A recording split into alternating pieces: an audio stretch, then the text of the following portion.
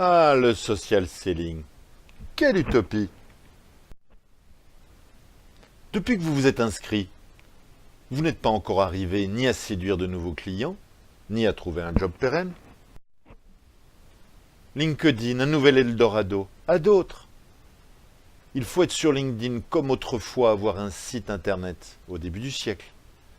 C'est un site sur lequel certains commerciaux vous démarchent en vous spammant leur newsletter, alors que vous n'avez rien demandé quand vous avez accepté une mise en relation. Fatigant.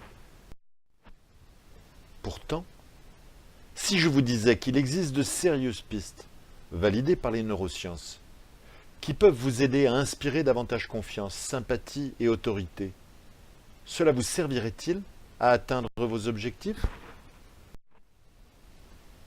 Pensez-vous que cela puisse vous aider à développer une réelle communauté avec des personnes avec lesquelles vous interagissez vraiment, car c'est la base de l'engagement, non? Pour être choisi, vous, plutôt qu'un autre. Il va bien vous falloir attirer les regards et donner envie, non? Et si tout l'art du social selling, c'était justement de se faire acheter plutôt que de se vendre?